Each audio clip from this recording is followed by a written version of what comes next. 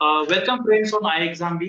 I am Sushil Lagade, ex manager Reserve Bank of India, और आज हमारे साथ है संजय कुबरागड़े, जिन्होंने आईएफएससी ग्रेड ए के एग्जाम में ऑल इंडिया रैंक 1 हासिल किया है। So congratulation first of all Sanjay, how you are feeling now? Thank you, sir. It's an honor that I have secured a top rank in this exam, and I am really obliged to have an interview with you right now. Yes, या संजय, हम start करते हैं। जैसे आपका जो family background है, आपका schooling है, आप कहाँ से हो, ये हमारे व्यूअर्स को बताइए। Yes, sir. So, सर मैं महाराष्ट्र के चंद्रपुर डिस्ट्रिक्ट से हूँ। उसके बाद I have done BTech in chemical engineering from VNIT Nagpur, और just after my BTech, I did MBA from IIM Indore with a specialization in finance and management, finance and strategy. और उसके बाद I joined a bank job in May 2022, and from there onwards, I was preparing for regulatory body exam. Okay, तो अभी IFSC का exam तो हमें पहले पता नहीं था कि ये ऐसा कोई एग्जाम आने वाला है। तो आपका जो रेगुलेटरी बॉडी का जो जर्नी है, वो कौन से एग्जाम से स्टार्ट हुआ या कौन से एग्जाम की प्रिपरेशन से स्टार्ट हुआ? सो सर, फोकस तो आरबीआई ग्रेड बी से हुआ, पर ओके, उसके पहले मैं सेबी ग्रेड ए भी दिया था, और उसमें भी I reach till interview stage but couldn't make it. So I studied for RBI very solely and fully.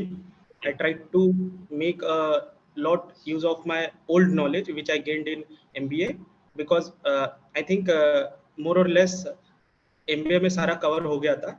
So I tried to focus on the RBI exam, but उसमें भी नहीं हो पाया. So luckily IFSC आया और उसमें मेरा knowledge काम आ गया. Correct correct. तो हमारा जब डिस्कशन हो रहा था फोन पे, तो आपने कहा कि आपका जो स्कूलिंग है वो जेएनवी से हुआ है, जवाहर नवोदय विद्यालय। तो वहाँ का मतलब जो एजुकेशन होता है उसके बारे में हम काफी सुनते हैं, तो उसके बारे में थोड़ा सा बताइए कि वो कैसे हेल्पफुल रहा आपके पूरे एजुकेशन जर्नी में और इस सक्सेस में। Yes sir. सो मैंने जेएनवी ज्वाइन किया था as a lateral entry from 9th standard, okay, और वो स्कूल काफ़ी अच्छा था, और एजुकेशन वाइज भी अच्छा था, कम्युनिटी वाइज भी अच्छा था, और फ्रेंड्स भी काफ़ी बनाए वहाँ पे मैंने. और मोस्ट इम्पोर्टेंटली वहाँ पे लॉजिकल थिंकिंग थी, जो मैंने करेक्ट 11th और 12th में जो अच्छे से सीखी. और मेरा पीसीएम ग्रुप था, सो आई पूरा पूरा लॉजिक का ही मैंने स्टडी किया वहाँ पे. और I think that few years shaped my personality, and I'm grateful for those years. Correct correct. तो अभी मैं फोन पे आपसे बात कर रहा था, तो आपने बताया कि ये सर मैंने मतलब इतना पढ़ाई नहीं किया था, मतलब फेज 1 के लिए भी इतना नहीं पढ़ा, फेज 2 के लिए भी इतना नहीं पढ़ा, इंटरव्यू भी मतलब। लेकिन मैं मतलब अभी हमारे जो व्यूवर्स है वो भी जानना चाहते हैं कि यार इतना फिर आपने ऑल इंडिया रैंक 1 कैसे हासिल किया? क्योंकि लोग तो बहुत मेहनत करते हैं, दिन रात करते हैं। तो आपने मतलब आपका बैकग्राउंड या क्या, मतलब ये जादू का है या फिर आपका इंटेलिजेंस का है, इसको कैसे आप आंसर करोगे? नहीं सर, ये कोई जादू नहीं है, या फिर मैं इतना इंटेलिजेंट भी नहीं हूँ कि मैं एयर वन लाऊं. It's all a chance event. But what I think what made me look out from the crowd was that I right from a college I focused on basics. I correct I'm, I made that every definition I knew, I correct understood it, and I internalized it in to the depth, so that we know we need not memorize it. It is all correct internalized in uh, in the brain. So I think वही knowledge है जो यहाँ पे reflect हुआ है. और ऐसा नहीं है कि मैंने पढ़ाई नहीं की. I studied for the exam. ज़्यादा नहीं पढ़ाई की, पर जो जो मैंने पढ़ाई की आई मेड श्योर कि उसको मैं बार बार पढूं, that it is made internalized in my brain, and that I don't complete whole of the syllabus, but whatever I do I made sure that उसमें कोई गलती नहीं होनी चाहिए. So मैं जो बोल रहा हूँ कि I strived for excellence in whatever I did. तो यस वही यस। मैं कहना चाह रहा हूँ. तो अगर डेज के हिसाब से अगर बात करेंगे, क्योंकि जनरली लोग पूछते हैं कि सर इतने दिन में कर सकता हूँ, तो वो आप डेज कितने बताएंगे कि प्रीलिम्स के लिए कितने डेज की पढ़ाई की, मेंस के लिए कितनी, इंटरव्यू के लिए कितनी, उसको कैसे आंसर करोगे आप? तो सर जो प्रीलिम्स का सिलेबस था वो तो काफ़ी बेसिक था। जो आईएफएससी की बात हो रही है वो काफ़ी बेसिक था। वो तो मुझे मेरे एमबीए नॉलेज से ही आता था। जो मैनेजमेंट सब्जेक्ट था, फाइनेंस सब्जेक्ट था और शायद कॉस्टिंग भी था। तो आई थॉट कि और इसमें शायद सिर्फ एक 40% क्राइटेरिया था फेज 1 में। सो आई मेड श्योर कि इसको जितना रिवाइज कर सको, ये 3-4 सब्जेक्ट जो कोर सब्जेक्ट्स है उसी पे मैंने फोकस किया। एंड टॉकिंग अबाउट मेंस में भी मैंने आई थिंक 10-14 डेज पढ़ाई की। और ओके और मेंस में जो स्पेसिफिक टॉपिक्स थे, जैसे 13 12 और 13 और टॉपिक्स थे, आई मेड करेक्ट श्योर कि आई डू 10 ऑफ देम। और 10 ऑफ और जो जैसे कि मैंने इंश्योरेंस छोड़ दिया था, पेंशन सेक्टर वाला छोड़ दिया था, पर जो मैंने सोचा था कि मैं ये करूंगा, आई मेड श्योर कि उसमें जितने भी मेजर मेजर मेजर टॉपिक्स है, मेजर मेजर डेफिनेशंस है, मेजर मेजर जो टर्म्स है उस सिलेबस में, उसको मैं परफेक्टली करूं। और शायद उसी का रिजल्ट है ये। Okay okay. और बाकी ये फेज 2 में इंग्लिश डिस्क्रिप्टिव भी आते हैं, तो उसकी आपने प्रैक्टिस की या फिर इंग्लिश में आपने कैसे पेपर मैनेज किया? आई थिंक सर कि इंग्लिश में मुझे ज़्यादा उतना फोकस नहीं करना पड़ा, क्योंकि ओके मैंने आपको बताया था मैं जेएनवी में पढ़ा, तो उसमें भी मैं इंग्लिश में टॉपर था। 12th में मुझे 100 में से 95 आए थे सीबीएसई में। और उसके बाद आई डिड एमबीए ऑल्सो, उसमें कैट में भी मेरा इंग्लिश ठीक ही था। So I think it's English matter नहीं करता उतना ज़्यादा, but I think you should be true to the question. Question correct. में उसको बिल्कुल गलत लेना नहीं है। वो जो ओके पूछ रहा है बिल्कुल वही देना है। And I think basic English will do the work. Okay, मतलब इंग्लिश जो है एक्चुअली करेक्ट ये लैंग्वेज है एंड ये प्रोसेस से ही डेवलप होता है। ऐसा नहीं कि हमने 10-15 दिन प्रिपेयर किया। तो आपने स्कूल में जो कुछ भी पढ़ा है, आपके कैट के टाइम पे पढ़ा है, एमबीए के टाइम पे पढ़ा है, तो वो आपका यहाँ पे रिफ्लेक्ट हो गया यहाँ। Yes sir. Yes. Yes okay. तो अभी हम आते हैं इंटरव्यू के स्टेज पे। तो इसका इंटरव्यू तो मतलब इतना फास्ट रिजल्ट लगाया कि जिस दिन था उसी दिन उन्होंने रिजल्ट लगा दिया। तो इंटरव्यू का कुछ आपका एक्सपीरियंस शेयर कीजिए, जिसका ऐसा कोई क्वेश्चन कि जिसका आंसर आपने बहुत अच्छे तरीके से दिया, या कोई ऐसा क्वेश्चन जहाँ पे आपको थोड़ी डिफिकल्ट हुई आंसर देने sir talking about interview, interview जो प्रोसेस है वो बेहद रैंडम प्रोसेस है। और I was expecting interview call, और मैंने पढ़ाई स्टार्ट भी कर दी थी। I read financial newspapers for the interview, और फिर मैंने आपके कोचिंग से भी गाइडेंस ली थी। और आई रिमेम्बर संजीव सर थे जो आपके टीम की तरफ से जिन्होंने इंटरव्यू लिया था। और दे पॉइंटेड आउट कि एक ही जो है, एक पॉइंट है जो आपको स्टैंड आउट कर सकती है, and that is confidence and the way you answer the question. तो आई थिंक जो आपके टीम की तरफ से संजीव सर थे, उन्होंने बहुत ही अच्छे से मेरे को समझाया कि how yes to yes present yourself. और करेक्ट विदिशा मैडम भी थी, उन्होंने भी बोला कि your content is right but your presentation should be more structured. So उस करेक्ट। पर मैंने फोकस किया था। और इंटरव्यू के लिए मैंने पेपर्स वगैरह भी पढ़े थे, पर आई थिंक उसका कोई रोल नहीं आया एक्चुअल इंटरव्यू में। यस और काफ़ी काफ़ी सीनियर पर्सनालिटीज़ थे, आईएफएससी के चेयरमैन थे, एक मैडम थी, और दो और सर थे। And they try to focus कि आप किस वे में आंसर कर रहे हो। और मुझे लगता है कि एज एक सर थे, उन्होंने एक सवाल पूछा था कि आप what do you think about bifurcation of Maharashtra. Okay और ओके और यस एंड और उन्होंने शायद मुझे उस पर ग्रिल किया। मैंने मतलब बेसिक बेसिक ही आंसर दिए, पर मैं कॉन्फिडेंट था उसमें। और ओके आई थिंक वो पूरा टेस्ट सिर्फ कॉन्फिडेंस ही कर रहे थे। कंटेंट वाइज उन्होंने कुछ नहीं पूछा मुझे। यस सिर्फ उन्होंने all questions were opinion based. और एक एक जो सर थे, I don't remember his name, बस उन्होंने ये पूछा कि आपने एमबीए में क्या पढ़ा। He took a subject from my list, और लिस्ट उसमें से एक सब्जेक्ट चूज किया और बोले इसमें क्या पढ़े और इसका ओके आउटपुट क्या आया। और ओके आई थिंक ओके वो आंसर मैंने बहुत ही अच्छे से दिया। हालांकि मैंने एक्सपेक्ट नहीं किया था वो क्वेश्चन, पर मैंने उसको अच्छे से दिया। और शायद यही है जो है। Yes yes. तो अभी मतलब और आपने एक्सपेक्ट किया था कि ऑल इंडिया रैंक 1 आएगा आपका, या कैसे आपका एक था मतलब कैलकुलेशन होता है कि यार सिलेक्शन होगा नहीं होगा, तो क्या आपने एक्सपेक्ट किया था इंटरव्यू देने के बाद? सर एक्चुअली जो एंटायर प्रोसेस है, मैं फेज 2 जब दिया, I think I have not perform well, पर मुझे लगता है कि वही शायद मेरा गेम चेंजर रहा।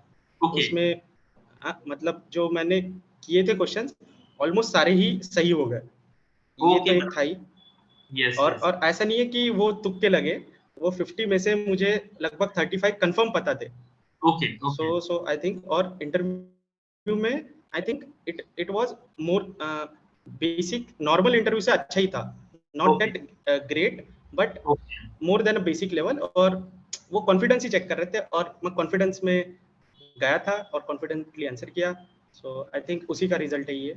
और यस। एक्सपेक्ट नहीं किया था कि एयर 1 आएगा, पर all thanks to my past knowledge, my correct. Family जिन्होंने सपोर्ट किया, आप आपके टीम से संजीव सर जिन्होंने मेरे को बिल्कुल पॉइंट वाइज बताया कि प्रेजेंटेशन कैसा करना है।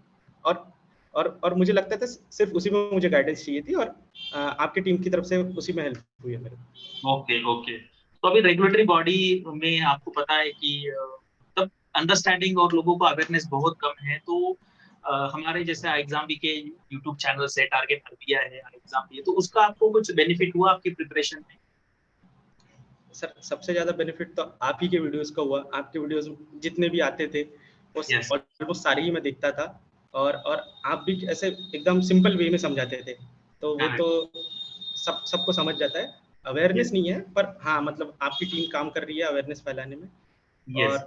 और और, और मेरे हिसाब से अवेयरनेस बढ़ना चाहिए। और because these exams are not that एकदम टेक्निकल नहीं है वो। करेक्ट। अगर यस तुम थोड़ा भी समझ लो और उसको तुम इंटरनलाइज कर लो, तो yes you can make a way in that. Yes yes yes. तो अभी मतलब आपका बैकग्राउंड तो मतलब काफी स्ट्रॉन्ग बैकग्राउंड है, क्योंकि एनआईटी जो है बेस्ट एनआईटी है, आईआईएम से भी आपने किया है। तो अभी जो स्टूडेंट है, जो कैंडिडेट्स है इस एग्जाम का प्रिपरेशन कर रहे हैं, तो इनको आप क्या एडवाइस करोगे कि यार कैसे प्रीलिम्स की तैयारी करें, कैसे मेंस की तैयारी करें, कैसे इंटरव्यू की तैयारी करें, शॉर्ट में आप अगर बता सकते हो तो? तो सर ये तो मेरी पास्ट मेहनत है कि जो मैं इन कॉलेजेस में गया, करेक्ट। वो तो उस टाइम की मेहनत है, पर इसमें कोई रोल नहीं है कोई एग्जाम में। I okay. Think what plays a role कि आप फोकस्ड होने चाहिए, यस और उसमें एक्सेल करने के लिए आपको मेहनत करनी चाहिए। That is what it is. आपका कॉलेज मैटर नहीं करता, आपकी लैंग्वेज मैटर नहीं करती, यस और आपका बैकग्राउंड मैटर नहीं करता, कुछ मैटर नहीं करता। बस आपने एक टारगेट रखना है, और उस टारगेट को अचीव करने की प्रयास करना है। That is yes. What Swami correct. Vivekananda ji ने भी जो कहा वही है। Okay okay.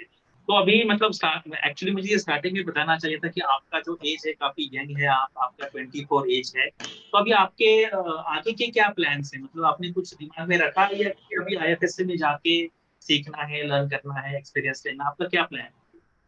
नहीं, नहीं सर, अभी तो I am very happy that I have been selected in IFSCA, और मैं चाहूँगा कि मैं वहाँ पे जाके अच्छे से परफॉर्म करूँ, वहाँ पे जाके स्टेबल हो जाऊँ थोड़ी देर। एंड आगे का मैंने ज़्यादा सोचा नहीं है, but whatever my family will say, और my aspirations will grow in future, I will see it later. But फिलहाल के लिए तो मैं आईएफएससी के लिए जाऊँगा। और क्योंकि आईएफएससी बहुत अभी रिसेंट ऑर्गेनाइजेशन है, और काफ़ी स्विफ्टली मूव कर रहा है। It is introducing facilities products very fastly, so I would like to contribute in that.